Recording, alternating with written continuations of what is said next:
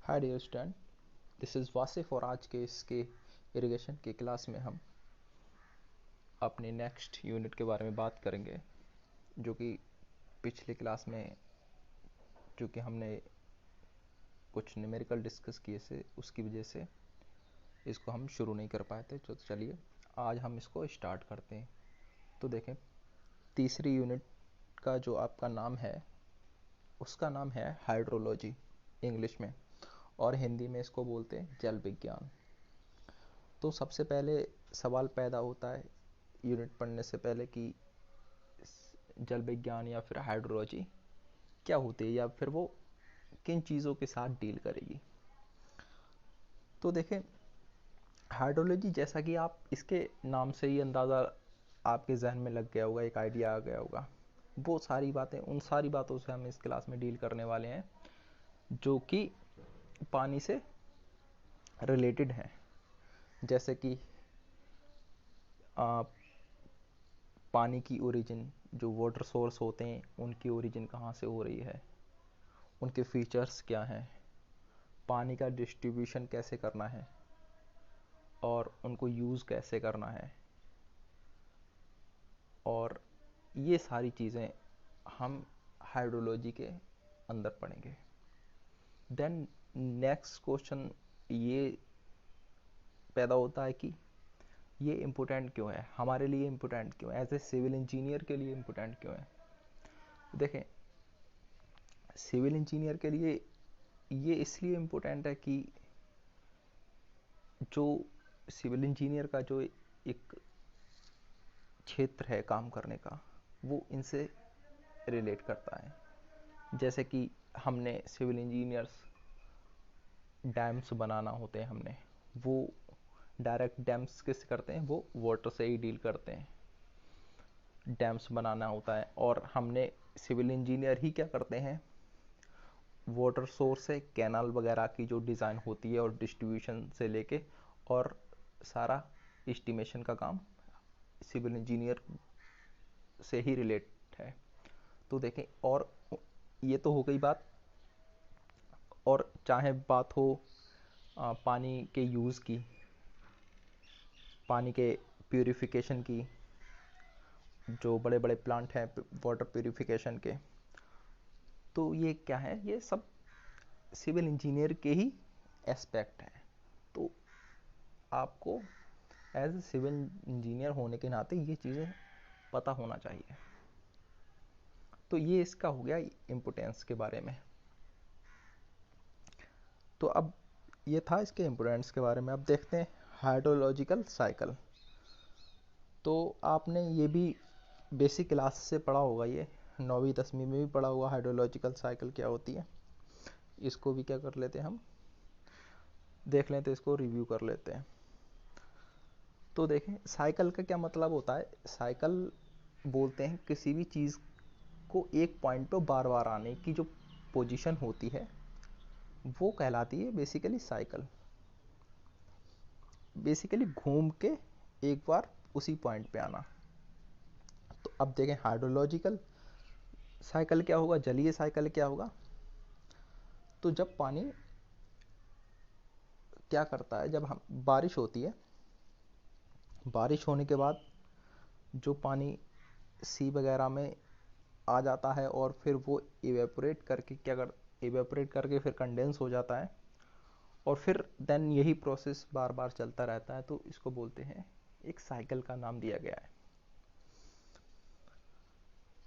तो अब आप इसको थोड़ा डिटेल एलेबोरेट कर लेते हैं।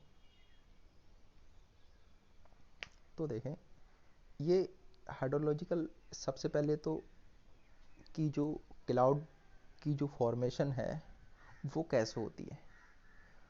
देखें, इसको ऐसे समझें कि जो हमारी अर्थ है उसका एक बड़ा एरिया सी के फॉर्म में फैला हुआ है, और हीट की वजह से जैसे कि 70% का एरिया क्या ओशियन वगैरह ने वाटर बॉडीज़ हैं बेसिकली वहाँ पे। तो हीट की वजह से जब टेम्परेचर इतना हो जाता है, हीट की वजह से जब वो पानी अपनी लेयर छोड़ना लगता है, इतना हल्का हो जाता है कि जो वाटर बॉडी को वो छोड़ देता है, और फिर जो हमारा एटमॉस्फेयर है उसमें ऊपर जाकर, जैसे जैसे ऊपर जाता है वैसे वैसे टेम्परेचर कम होता जाता है। तो वो क्या करता है, टेम्परेचर कम होने के नतीजे में वहाँ पे कंडेंस हो जाता है। कंडेंस होने का क्या मतलब है, किसी चीज़ का जमना, जमना समझ लें। जैसे कि आपने वो देखा होगा गर्मियों में, अगर आप जो वाटर किसी गिलास के अंदर वाटर डाल देते हैं, और जब कोल्ड चिल्ड वाटर डालते हैं तो जो एटमॉस्फेयर में उसके पास जो मॉइस्चर होता है वो ठंड की वजह से उस गिलास पर आके कंडेंस हो जाता है, जम जाता है। तो इसी फिनोमेना को बोलते हैं कंडेंस।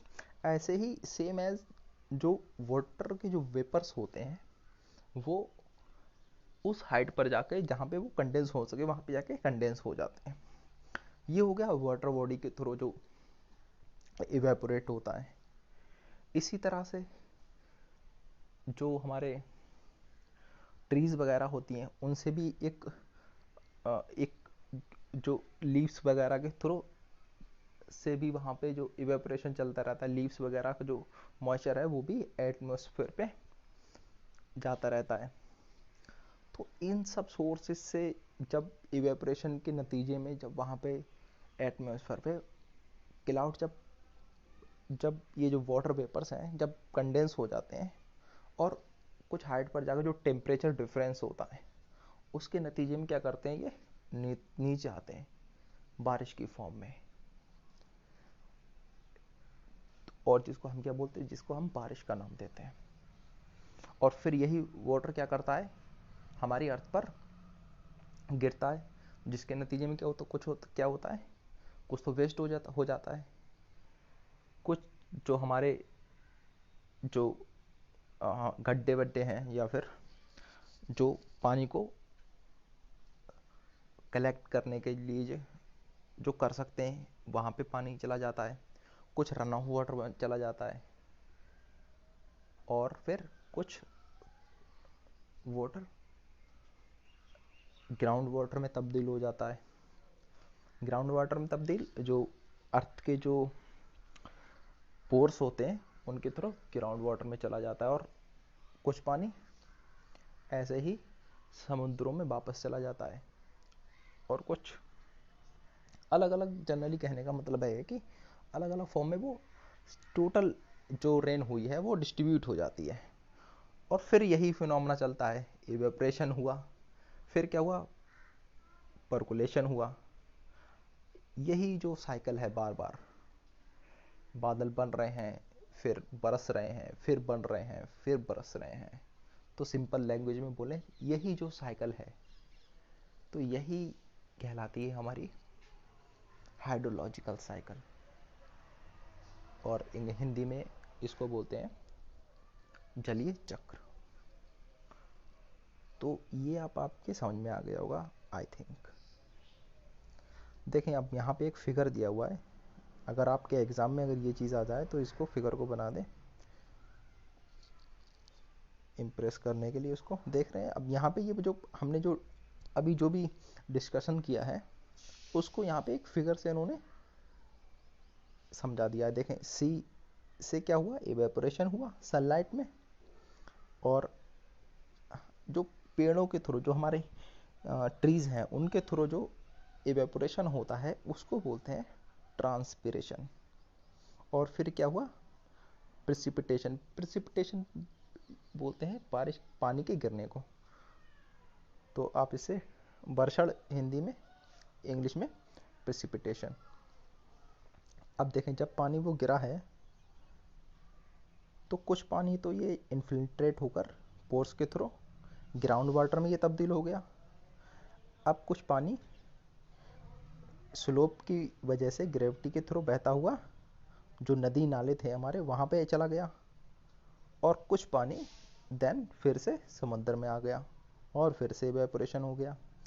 तो यही प्रोसेस क्या कहलाएगा, बार बार इसी को साइकिल बोलते हैं। क्योंकि ये पानी की साइकिल है तो इसलिए हमने इसको नाम दे दिया हाइड्रोलॉजिकल साइकिल या फिर जलीय चक्र।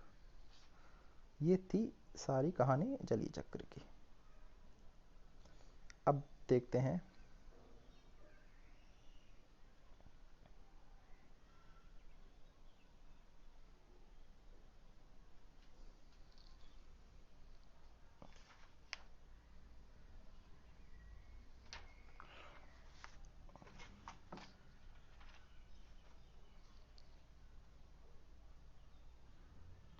नेक्स्ट टॉपिक कहाँ गया।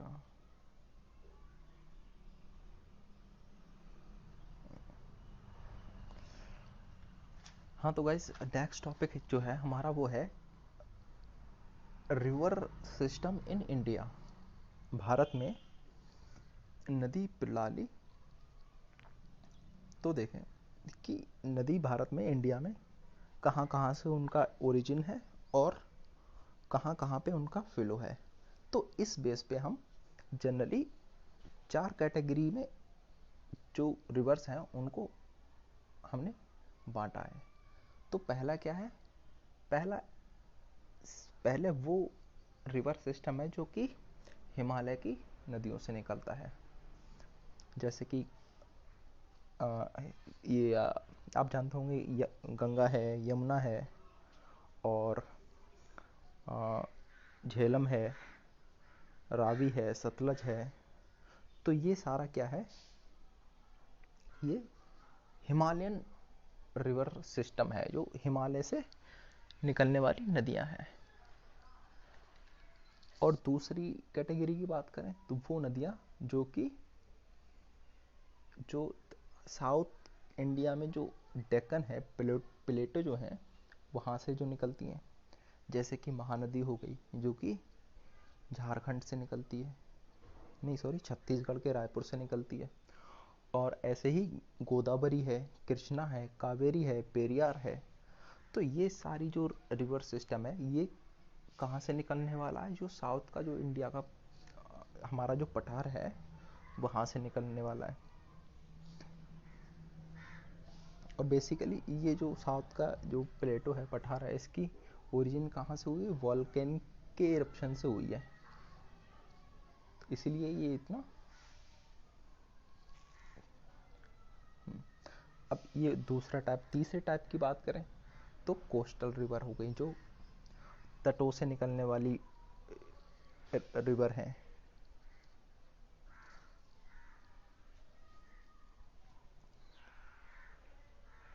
और चौथा टाइप क्या हो गया, चौथा टाइप है जो हमारे रिवर डेजर्ट वाली जो रिवर हैं। जैसे कि डेजर्ट की बात करें तो जो हमारा वेस्टर्न जो राजस्थान है वो सारा एरिया डेजर्ट में ही, जिसको हम बोलते हैं थार डेजर्ट कहलाता है। और इधर जो बहने वाली नदियां हैं इनको क्या हम बोलेंगे, डेजर्ट रिवर बोलेंगे। जैसे कि सोन नदी वगैरह जो है। हालांकि इस एरिया में नदियां क्या हो जाती हैं, क्योंकि फ्लो इतना उनका स्लो होता है तो ज़्यादातर नदियां यहाँ पे ख़त्म हो जाती हैं, यहाँ पे दिखती नहीं है।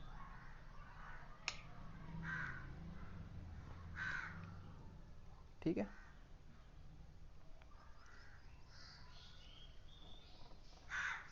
तो सबसे पहले अब हम जानते हैं, देखें हाँ ये हो गया। देखें पहला क्या कैटेगरी क्या थी, Himalaya river system, Himalaya river. और उसके बाद हमने बात की प्लेटो, जो हमारा जो साउथ इंडिया है, दक्षिण के पठार, वहाँ की नदियाँ। और उसके बाद हमारा जो कोस्टल प्लेन रह जाता है जिसको हम क्या बोलते हैं, पश्चिमी तट और पूर्वी तट। यहाँ से निकलने वाली नदियाँ जो रिवर सिस्टम है वो हो गया ये वाला। और देन लास्ट में क्या था, लास्ट में था हमारा जो डेजर्ट रिवर है। तो देखें अब यहाँ पे इनको 1 बाय 1 डिटेल में इन्हीं को एलेबरेट किया गया है। तो आप देखें अब इनकी थोड़ा स्पेसिफिकेशन दी हुई है, क्या उनकी फीचर्स हैं। जैसे कि अगर हिमालय रिवर सिस्टम की बात करें तो मोस्टली क्या नदियाँ कहाँ से हैं ये, एक तो अगर इनकी कुछ फीचर्स के बारे में बात करें तो ये नदियाँ सारी ग्लेशियर से जो पिघलने वाला जो वाटर होता है उसी के फॉर्म में बहती हैं। चाहे हम गंगा रिवर की बात करें तो वो कहाँ से बहता है, जो हमारा उत्तराखंड में जो गंगोत्री ग्लेशियर है। बेसिकली गंगा क्या है, कई जो नदियाँ हैं उनका जो एक जब मिलन होता है तो वो रिवर सिस्टम कहलाता है गंगा रिवर। जैसे कि इसी की अलकनंदा है, भिलांगना है, और ये सब रिवर सिस्टम कहाँ से निकलते हैं, ये जो उत्तराखंड में गंगोत्री ग्लेशियर है वहाँ से निकलते हैं। और इनका देखें, चूँकि ये काफ़ी हाइट, उन ग्लेशियर्स की काफ़ी हाइट है, तो जो इनकी स्पीड होती है वहाँ के एरियो में, उत्तराखंड वगैरह में, ये बहुत ज़्यादा स्पीड होती है वहाँ पे, क्योंकि स्लोप इतना ज़्यादा होता है। और इसी वजह से, इनके स्लोप की ही वजह से ये, और वहाँ पे एक तो स्लोप इतना ज़्यादा है, और वहाँ की जो सॉइल है वो भी जो हमारे उत्तर के जो मैदान हैं उनके जैसी नहीं है। तो सेडिमेंट भी ये नदियाँ काफ़ी कम लेके आती हैं उन ऊंचाइयों से आने में। सेडिमेंट एक टर्म आ गई, तो इसके बारे में देख लेते हैं क्या होता है ये। सेडिमेंट बेसिकली क्या होता है, जब नदियाँ बहती हैं तो अपने साथ कुछ छोटे छोटे जो सॉइल पार्टिकल्स हैं, और भी मटेरियल, सॉइल पार्टिकल छोटे भी हो सकते हैं, बड़े भी होते हैं, जब सारे जब लेके आती हैं तो इन्हीं चीज़ों को, जो पार्टिकल्स हैं, गाद भी बोल सकते हैं, इन्हीं को बोलते हैं सेडिमेंट। चूँकि जो हमारे जो ये जो मैदानी इलाका है यहाँ पे स्लोप कम है, तो जो सेडिमेंट की क्वांटिटी यहाँ पे ज़्यादा रहती है। तो ये बात हो गई हिमालय का जो नदियाँ हैं उनके बारे में।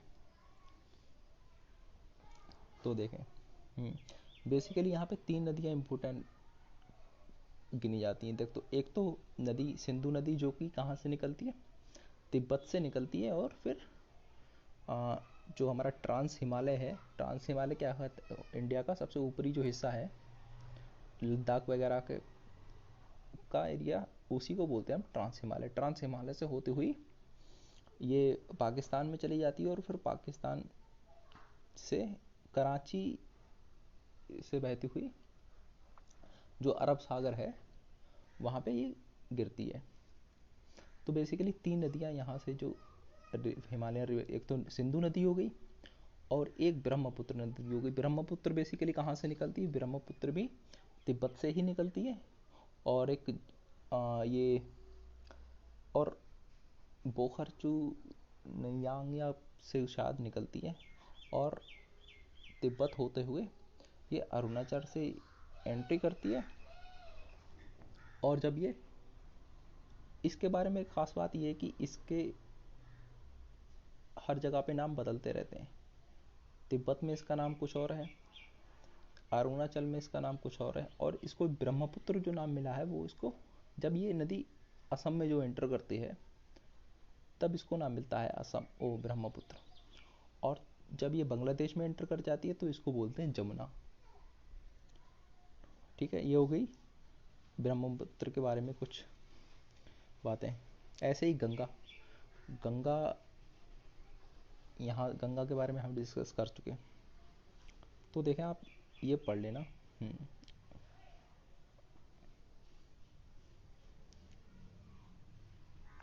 अब हम क्या करते हैं, दक्षिण पठार की नदियों के बारे में पढ़ते हैं।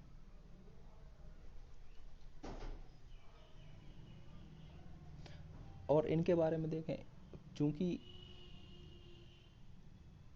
जो हिमालयन रिवर सिस्टम है या हिमालय की जो नदियाँ हैं, उनका सोर्स क्या है निकलने का, उनका सोर्स ग्लेशियर है, जो जमा हुआ हिमनद है। तो इनकी जो वाटर की जो अवेलेबिलिटी है वो मतलब रहती ही है पूरी साल।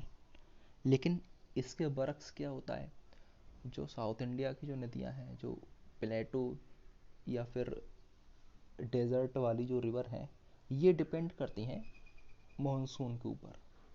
तो जब भी इनमें मॉनसून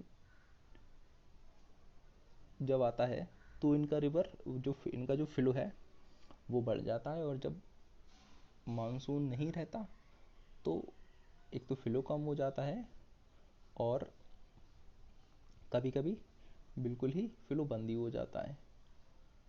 और यही वजह बनती है जो वाटर जो डिस्प्यूट होता है स्टेट के बीच में, तो जो वाटर की जो कमी आती है इसी की वजह से, कि कोई स्टेट बोलता है कि हमको इसका पानी चाहिए, कोई स्टेट हमें इसका पानी चाहिए, और पानी का परसेंटेज कितना चाहिए इस पे भी स्टेट में डिस्प्यूट रहता है। तो ये हो गई बात। चलें अब देख लेते हैं यही लिखा क्या है इन्होंने।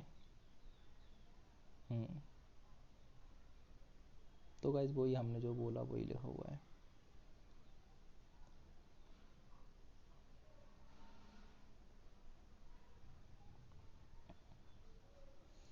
तो चलें अब तटीय नदियों को देख लेते हैं क्या लिखा हुआ है। जो देखें, जो हमारा साउथ का जो रीजन है, वो जो पठारों के बाद जो वेस्ट में और ईस्ट में जो एरिया बचता है उसको बोलते हैं, जो वेस्ट वाला होता है उसको बोलते हैं पश्चिमी घाट, और जो ईस्ट वाला है इसको बोलते हैं पूर्वी घाट। और पश्चिमी घाट को एक नाम और भी है इसका, सह्याद्री भी बोलते हैं इसको। तो ये जो एरिया है यहाँ से जो नदियाँ हैं उनके बारे में बेसिकली यहाँ पे कुछ बोला गया है। भारत में पूर्वी एवं पश्चिमी तट में अनेक छोटी छोटी नदियाँ 600 से भी अधिक, जो कि स्थिति के अनुसार बंगाल की खाड़ी या अरब खाड़ी में गिरती हैं, और इसमें जल वर्षा काल में ही दिखाई देता है। नेक्स्ट क्या है हमारा, नेक्स्ट है हमारा राजस्थान में चंद बरसाती नदियां हैं जो कुछ दूर बहकर बालू के टीले में समा जाती हैं, नमक की सारी झील में जा पड़ती हैं। पश्चिमी राजस्थान की लूनी नदी ही कच्छ के रन तक पहुंच पाती है। तो गाइस जो डेजर्ट वाली रिवर हैं, तो इससे पहले भी हमने बात की थी, जैसे कि लूनी नदी, इनमें इतना फ्लो नहीं होता कि, हालांकि ये जो उधर से निकलने वाली नदियाँ हैं वो अरब सागर में गिरती हैं, लेकिन एक ही लूनी ही ऐसी नदी है जो वहाँ तक पहुँच पाती है, क्योंकि यहाँ पे क्या है, जो सॉइल है वो बहुत ड्राई है, और उनका जो नदियाँ हैं यहाँ से बहने वाली उनका फ्लो भी काफ़ी स्लो है।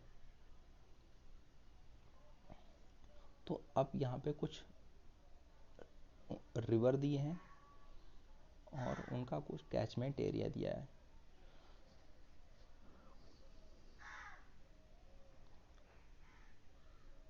तो देखें कैचमेंट एरिया क्या होता है। एक तो होता है कि किसी भी,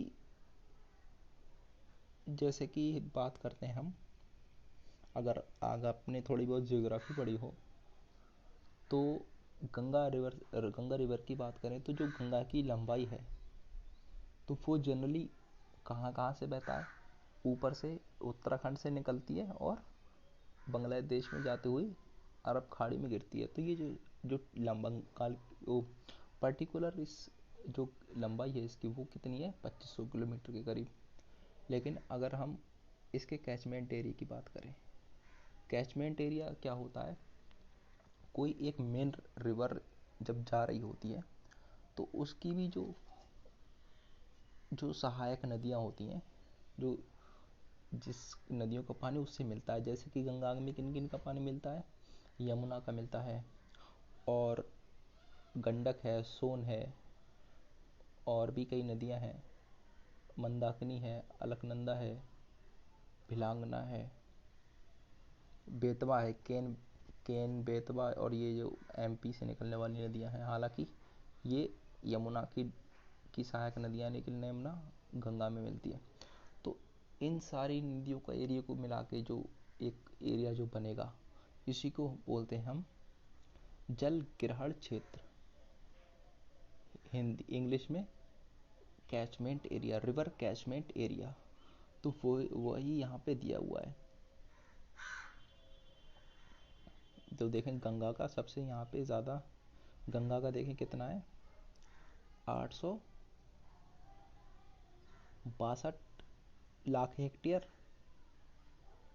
और रिवर फ्लो कितना है इसका, 456। इसी तरह से ब्रह्मपुत्र का कितना है, 258, और वाटर फ्लो 591।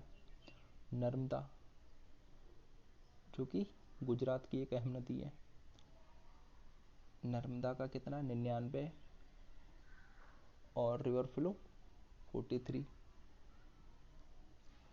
ताप्ती 65, 70।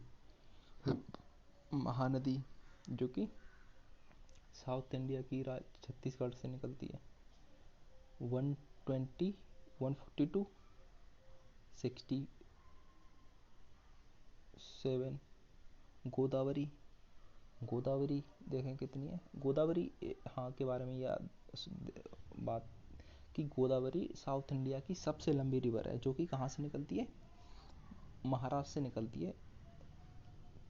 महाराष्ट्र में एक जगह है त्रिअंबेश, ऐसे ही कोई जगह है, नाम जबान पे नहीं आ रहा मेरे, वहाँ से निकलती हुई ये साउथ इंडिया की सबसे लंबी रिवर है। तो इसका जो कैचमेंट एरिया है वो कितना है, 313 और 119। कृष्णा 259, 68। कावेरी 68, 21। तो ये हो गया गाइस रिवर सिस्टम के बारे में, जो इंडिया के रिवर सिस्टम है उनके बारे में।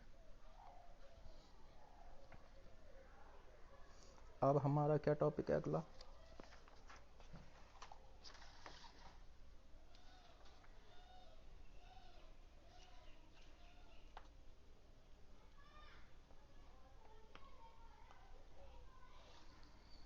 तो गाइस अब हमारा टॉपिक है अगला रेनफॉल। रेनफॉल कहाँ पे दिया हुआ है इसमें,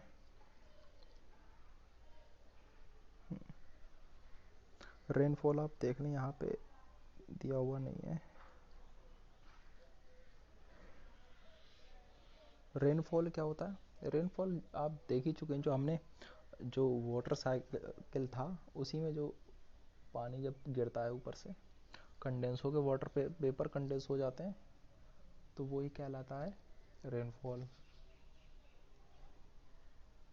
अब जो टॉपिक है, हाँ ये टॉपिक है हमारा intensity of rainfall. Intensity of rainfall के बारे में आज नेक्स्ट क्लास में डिस्कस करेंगे। वैसे तो जनरली देख लेते हैं क्या होता है, जैसे जितनी क्वांटिटी में जो पानी गिरता है, जितनी भी मात्रा में जो पानी गिरता है, बेसिकली जनरली टर्म में उसको हम बोलते हैं इंटेंसिटी ऑफ रेनफॉल। जैसे कि जो हमारा जो जो सपोज कर लें कहीं पे केरला में अगर 200 सेंटीमीटर डेप्थ की बारिश हो रही है, उस पानी की गहराई, तो वही होगी इंटेंसिटी ऑफ रेनफॉल। ठीक है गाइस, तो इसको हम डिटेल से नेक्स्ट क्लास में इसको डिस्कस करेंगे। तो आज की क्लास को यहीं पे ख़त्म करते हैं।